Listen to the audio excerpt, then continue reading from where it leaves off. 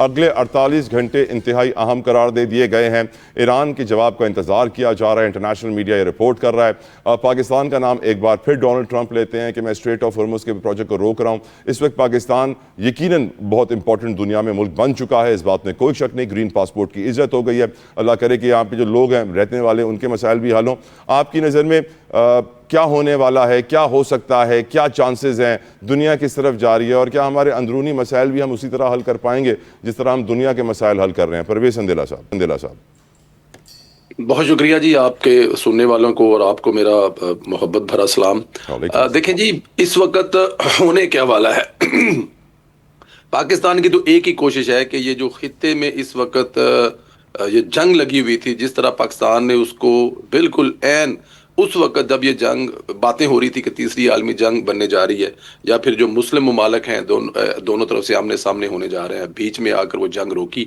और वो जो 40 साल नफरत और 40 साल जो वो पीछे इसके सारा चलता रहा, उनको इस्लामाबाद में ला के बिठा दिया। और पूरी कोशिश थी कि दूसरे सेशन में इसको ख़त्म भी करा दिया जाए। लेकिन जाहिर है इसको जहाँ रखवाने वाले काफ़ी ज़्यादा मेहनत कर रहे हैं, वहाँ पे इसमें आग लगाने वाले भी काफ़ी मेहनत कर रहे हैं। जिस मुल्क की वहाँ पर ये जंग शुरू हुई, वो कभी भी नहीं चाहेगा कि ईरान उसके जो ईरान के बारे में ख्वाब है वो पूरे किए बगैर ये जंग ख़त्म हो जाए। लेकिन अल्हम्दुलिल्लाह पाकिस्तान कभी भी इस मामले में हिम्मत नहीं हारा। पाकिस्तान के वज़ीर आज़म मियाँ मोहम्मद शहबाज शरीफ साहब, फील्ड मार्शल और डिप्टी प्राइम मिनिस्टर इसाक डार साहब जो हैं वो सुबह शाम इसमें लगे हुए हैं। और ये देखें, अभी भी आज भी सदर ट्रंप का ये ऑपरेशन जो है कैंसिल करना, जिसमें वो कहता है मेरी फौजें भी तैयार है और हम रास्ते भी क्लियर करा लेंगे और हम ईरान पर हमले भी करेंगे, और ये कह देना कि पाकिस्तान समेत दूसरे ममालिक, यहाँ पे पाकिस्तान का नाम ले रहा है, इसके अलावा दूसरे किसी मुल्क का नाम नहीं ले रहा है। तो ये बड़ी ऑनर और इज्जत की बात है। उसकी वजह यह है कि पाकिस्तान आज भी सरगर्म है। मुझे अच्छी तरह से याद है 2-2.5 हफ्ते पहले हमें बड़ी स्पेशल कॉल आई कि जनाब आप पाकिस्तान आ जाएं,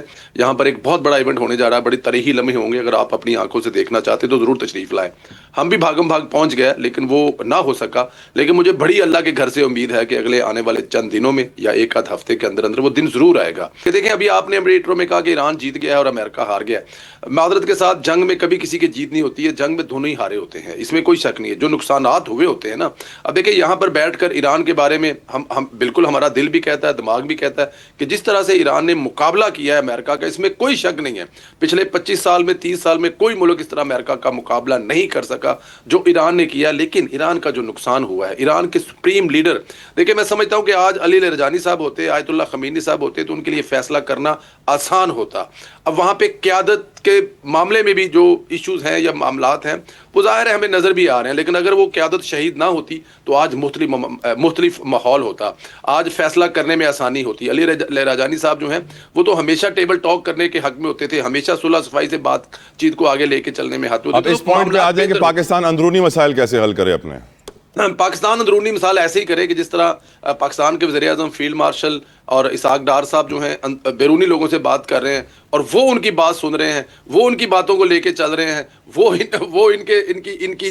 इनकी जो मुशावरत है या इनके जो सलाह मशवरे को मान रहे हैं। अंदरूनी वाले भी मानना शुरू कर दें, अंदरूनी वाले भी जमहूरियत पसंद हो जाएं। जो अंदरूनी वाले हैं वो भी कलम छोड़ा हड़ताल से निकल कर अडयाला के बाहर असम्बलियाँ लगाने में अपना ये जो उनका एक वतीरा बना हुआ है उससे रुक जाए, तो मेरे ख्याल में मामला बेहतर हो सकते हैं।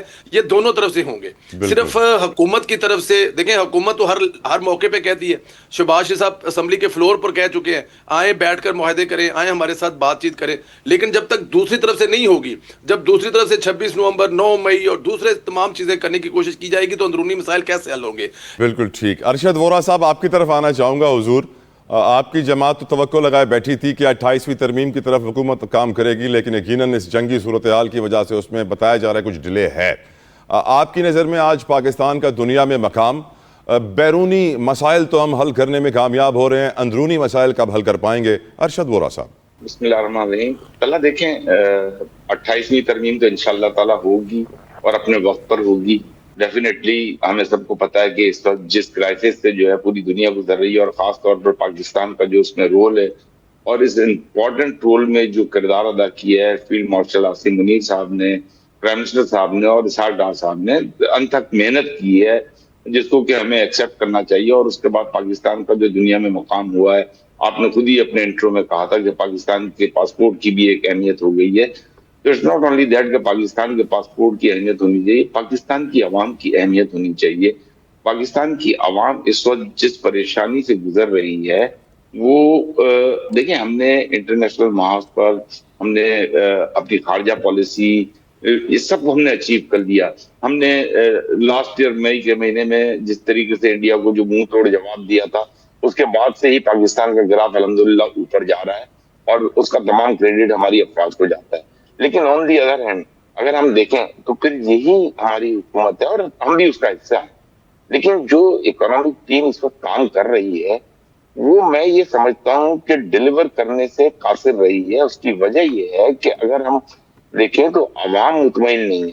अवाम का मुतमईन होना, अवाम उस वक्त मुतमईन होती है जब आपकी बेरोजगारी में कमी आती है, जब आपकी इंडस्ट्रियलाइजेशन हो रही होती है, जब आपकी एक्सपोर्ट बढ़ रही होती है, जब आपके रुपए की कदर बढ़ रही होती है, जब आपका रुपया स्ट्रेंथन हो रहा होता है, तो अवाम उस वक्त जो है मुतमईन होगी। लेकिन इस तरीके से जिस तरीके से ये चल रहा है, इट्स बीन ड्रैगिंग। मैं कोई top of the line achievement नहीं देख पाया हूँ पिछले 3-3.5 सालों में। तो इंटरनली हमारी जो पॉलिसीज हैं, जो हमारी ट्रेड पॉलिसीज हैं, जो हमारी एक्सपोर्ट पॉलिसीज हैं, जो हमारी इंडस्ट्रियल पॉलिसीज हैं और जो हमारी फाइनेंशियल पॉलिसीज हैं, मैं ये समझता हूँ कि वो जो है लास्ट ईयर के बजट में हमारा तकरीबन 1.1 ट्रिलियन का लेस कलेक्शन था। इस वक्त जो है हुकूमत को एक एक्सक्यूज भी मिल गया ये 2-3 माह में, और ये जो कलेक्शन है ये it's going to be more than double अगर हम लास्ट ईयर से कंपेयर करें। तो अवाम को कुछ नहीं मिला, अवाम को कोई चीज डिलीवर नहीं हो सकी है। खासतौर पर सर, आप अवाम को, कराची के लोगों को सिर्फ यूनिवर्सिटी रोड दिलवा दें, वो आपको बड़ी दुआएं देंगे। सर आप यूनिवर्सिटी रोड तो आपके सामने है। अब खुद सीएम ने भी एग्री कर लिया कि गलती है। अब गलती पे गलती है, गलतियों पे गलतियां, ठीक है ना। K4 की ऑगमेंटेशन नहीं हुई है। ऑन दी अदर हैंड आप ये देखें कि तमाम सूबों ने जो है वो फ्री ट्रांसपोर्ट का ऐलान किया। हमारे यहाँ तो ट्रांसपोर्ट नहीं है, वो बेचारे फ्री ट्रांसपोर्ट क्या करेंगे। उन्होंने 15 बिलियन का एक पैकेज दे दिया मोटरसाइकिल सवारों के लिए, जिसमें से आपको पता है कि फिक्स पैकेज चला गया 15 बिलियन का। अब उसको कौन ऑडिट करेगा, कौन नहीं करेगा, ये तो अनफॉर्चुनेटली हमारे सूबे के हुक्मरान जो है। लेकिन कुछ तब्दीलियां हम देख रहे हैं सर। हमने पहले सिर्फ कच्ची आबादियों में ऑपरेशन देखा था, अब हम बड़ी बड़ी इमारतों में भी ऑपरेशन होते हुए देख रहे हैं। तो तब्दीली तो कुछ आ रही है, बस कराची को इंतजार है उस तब्दीली का। बोरा साहब, तारा भाई, आप एक मेरी रिक्वेस्ट है सर। देखें, आपको इस शहर से बहुत दिली लगा हुआ है, आपके दिल में बहुत दर्द है और आपने इस शहर पे बहुत प्रोग्राम किए। बलोच कॉलोनी के ब्रिज से जब आप जाते हैं और मलिर एक्सप्रेस पे बन गई है, जिसको कि शारा भुट्टो का नाम दे दिया गया है, जब आप बलोच कॉलोनी की तरफ जाते हैं, डीएचए की तरफ से जब आप आ रहे होते हैं, तो आप देखेंगे कि बलोच कॉलोनी पे राइट हैंड पे उन्होंने जीटीएस बना दिया था, जहां वो कचरे की गाड़ियां डिस्ट्रिक्ट ईस्ट की कचरा फेंकती थी। यस। जो है मलिर एक्सप्रेस वे के बीच में और उसके बीच में जो जगह थी उसको भराई हो गई है उसकी, ठीक है। वहां आप देखेंगे हैवी मशीनरी है। अब वो जगह मलिर नदी की थी और मैं अभी से आपको जो है इन्फॉर्म कर रहा हूं कि उस जगह को लेवल करके जिस तरीके से केपीटी फ्लाईओवर के